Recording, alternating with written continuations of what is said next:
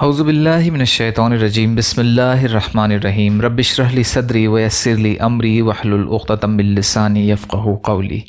جب دنیا ریزہ ریزہ ہو جائے گی، قیامت کی چھوٹی اور بڑی نشانیوں کے بارے میں علامات کبریٰ، قیامت کی بڑی نشانیاں، حضرت عیسیٰ علیہ السلام کا نزول، 11واں حصہ۔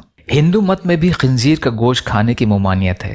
اونچے ذات کے ہندو خنزیر کا گوشت کھانے کو باعث عار سمجھتے ہیں۔ صرف گھٹیا اور نچلی ذات کے ہندو یعنی اچھوت وغیرہ ہی خنزیر کا گوشت کھاتے ہیں۔ زردشت مذہب کے لوگ بھی خنزیر کا گوشت کھانے سے پرہیز کرتے ہیں۔ بدھ مت کے پیروکار بھی خنزیر کو ہاتھ لگانے سے مکمل گریز کرتے ہیں۔ خیال رہے کہ خنزیر انسانوں میں بہت سی بیماریاں منتقل کرنے کا سبب بھی بنتا ہے۔ پچھلے کئی برسوں میں محققین نے انسان کی خوراک، اس کے معلومات اور سوچ بچار کے درمیان تعلق تلاش کرنے کی کوشش کی ہے۔ وہ اس نتیجے پر پہنچے ہیں کہ ہم جب اپنے کھانے پینے کی نوعیت تبدیل کرتے ہیں تو ہماری عادات اور معمولات میں بھی تبدیلی واقع ہو جاتی ہے۔ انہوں نے اس امر کا مشاہدہ کیا کہ جو لوگ مضر صحت کھانے زیادہ کھاتے ہیں وہ ملکی قوانین کے خلاف ورزیاں بھی زیادہ کرتے ہیں۔ ایمرجنسی کے مراکز کا جائزہ لینے پر انہیں معلوم ہوا کہ جو لوگ پھلوں اور سبزیوں کا استعمال کثرت سے کرتے ہیں وہ قوانین کی پابندی بھی زیادہ کرتے ہیں۔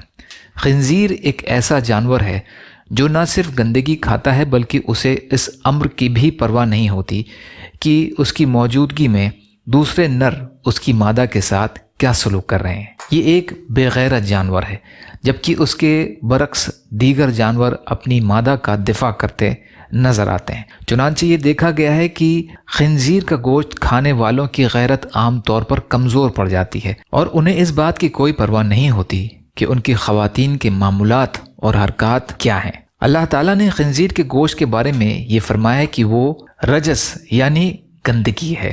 خنزیر انسانوں کی طرف خطرناک جراثیم کی بہت سی اقسام منتقل کرتا ہے۔ خنزیروں میں بہت سے وبائی امراض پائے جاتے ہیں جن کی تعداد کم از کم 450 ہے، اور یہ جن متعدی امراض کے انتشار کے باعث بنتا ہے ان کی تعداد 75 سے زیادہ ہے۔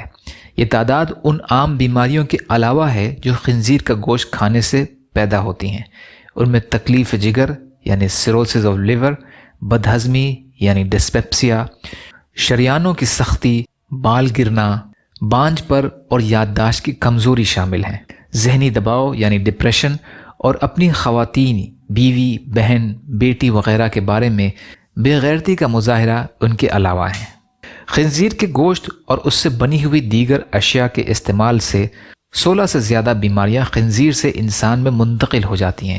ان میں سسٹیسرکوسس، مالٹا فیور، جگر کا کیڑا یعنی ہیپیٹک ورم، ٹی بی، ڈائبٹیز، لارول ٹیپ ورم وغیرہ شامل ہیں۔ خنزیر کے تعلق سے تیار ہونے والی مصنوعات کے ساتھ اختلاط، پرورش اور تعامل کے ذریعے جن امراض کے لگنے کا اندیشہ ہے ان کی تعداد 32 کے قریب ہے۔ ان میں خبیث پھوڑا یعنی اینتھریکس، منہ اور پاؤں کا گلنا، فٹ اینڈ ماؤتھ ڈیزیزز، خون کا زہریلا پن یعنی ٹاکسیمیا، یلو فیور اور تیز خارش جیسے امراض شامل ہیں، جبکہ 28 بیماریاں ایسی ہیں جو کھانے پینے کی اشیاء میں خنزیر کی بنی ہوئی اشیاء کے شامل ہونے کے باعث پیدا ہوتے ہیں۔ خنزیر کے گوشت کے کھانے کی شدید حرمت کے باعث حضرت عیسیٰ علیہ السلام اس کے وجود کو مٹا دینے اور اس کے مکمل طور پر ختم کر دینے کا حکم دیں گے۔ وَإِذَا الْجِزْيَةُ، جزیہ ایک ٹیکس ہے جو مسلم ممالک میں رہنے والے اہل کتاب سے ان کی حفاظت اور ان کے لیے پیش کی گئی سہولتوں کے عوض وصول کیا جاتا ہے۔ یہ انتہائی عدل اور انصاف پر مبنی ٹیکس ہے، جبکہ اسلامی ممالک کے مسلمان تاجروں سے زکوٰۃ وصول کی جاتی ہے۔ عیسیٰ علیہ السلام جب نزول فرمائیں گے اور لوگوں کے درمیان حکومت کریں گے تو وہ اسلام کے سوا ہرگز کوئی دوسرا دین قبول نہیں کریں گے۔ عیسائی جو خود کو عیسیٰ علیہ السلام کا پیروکار سمجھتے ہیں، جب عیسیٰ علیہ السلام نازل ہوں گے اور ان کے ساتھ گفتگو کریں گے تو ان کے دلوں سے یہ عقیدہ ختم ہو جائے گا کہ عیسیٰ علیہ السلام اللہ کے بیٹے ہیں۔ یہ لوگ صحیح دین پر ایمان لے آئیں گے جیسا کہ اللہ عز و جل نے اپنی کتاب میں خبر دی ہے۔ اس سلسلے کا باقی حصہ انشاءاللہ کل کی ریکارڈنگ میں۔ یا اللہ ہم سب کو کہنے سننے سے زیادہ عمل کی توفیق عطا فرما۔ یا اللہ مظلوم فلسطینیوں کی، کشمیریوں کی، روہنگیا مسلمانوں کی اور مسلمان جہاں بھی پریشان حال ہیں ان کی مدد فرما۔ یا اللہ اپنے حلال میں سے دیجیے، اپنے حرام سے بچائیے، اپنے غیر سے بے نیاز کر دیجیے۔ یا اللہ ہم سب کو اپنی استطاعت کے بقدر اپنا حق ادا کرنے والا بنائیے۔ یا اللہ صبر کرنے والا، شکر کرنے والا، اچھی طرح عبادت کرنے والا بنائیے۔ یا اللہ جو مانگا وہ بھی عطا کر دیجیے، جو بھول گئے ہوں اور جو دلوں میں ہے اس کو عطا فرما دیجیے اور قبول فرمائیے۔ ربنا تقبل منا انک انت السمیع العلیم برحمتک یا ارحم الراحمین۔ لا الہ الا اللہ محمد رسول اللہ۔ السلام علیکم۔